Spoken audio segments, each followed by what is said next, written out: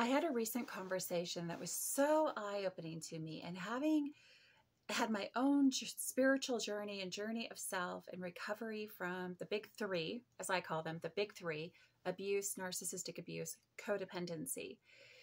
The person talking to me was really frustrated that all of the healing for narcissistic abuse or abuse focuses on self-love, self-compassion, and building the connection within. And they were really looking for more specifics on how to escape abuse, how to escape the tanglement of somebody who's gaslighting you, a narcissist, how to escape with, a little bit of the resources and your sense of self. And I expanded, and I kind of took what they wanted and just kind of reframed it for them, expanded the idea of what they were looking for. Because I think there's a huge gap, right? There's a huge gap between people who can help you learn self-love and self-respect, boundaries, self-compassion, awareness, that good view of yourself and how to stand up for yourself, and people who can detangle narcissistic abuse. But let's get real. We cannot detangle our soul from narcissistic abuse or codependency, the big three. We cannot untangle those if we also, at the same time that we're learning how to unthread us from that, right? From the hooks of the narcissist, from the love bombing, the flying monkeys, the gaslighting. If we cannot unhook ourselves at the same time as building up ourselves to be independent and secure, we will not be successful. We can spend a lifetime learning about narcissism and why we hook to a narcissist. But if we never take the time to pour some of that knowledge and love and compassion into this empty vessel, right? Because those of you suffering from narcissistic abuse, God, I feel for the empty vessel.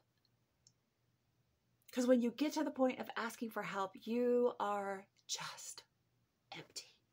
There's just nothing left, and you're just barely eking out the ability to tell somebody, I need some help. And it's terrifying, and I get that. But we cannot only disentangle and understand the narcissist.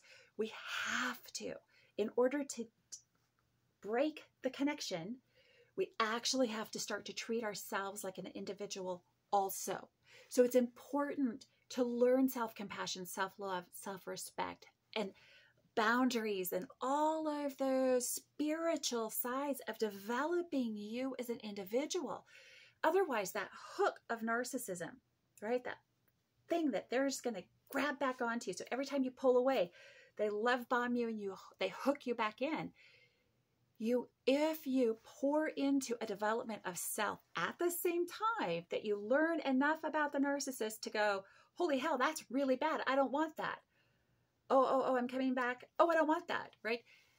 If you have enough sense of self, you will get further and further away from needing to prove the narcissist right or wrong. Right, meaning you take the bait, you go back again and again and again, because that's the cycle of narcissistic abuse and of abuse.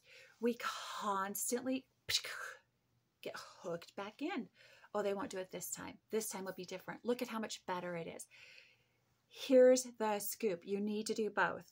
You have got to learn enough about the narcissist to untangle yourself, your mind, from theirs, your soul from theirs. You have to learn how to stop people pleasing. You have to learn how to dump a lot of self-love into you and become an individual in your own right.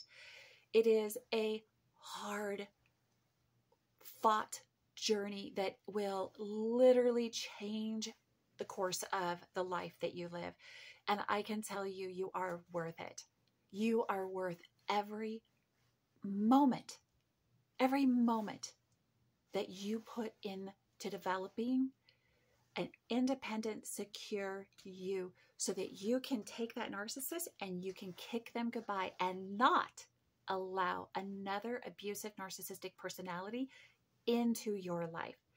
If you do not develop that core sense of self that has self-esteem and self-love and self-respect, I know that I'm just banging away on this today, but if you do not develop that, if you do not develop the ability to have hard conversations that are uncomfortable and hold your ground when you know it's right for you, hold those boundaries, you will allow another abuser into your life.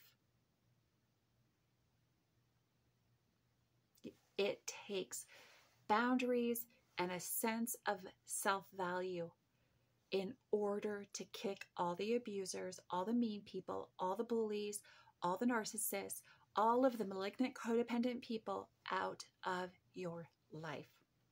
And you are strong enough to do that. Thanks for tuning in. Let's stop normalizing abuse together.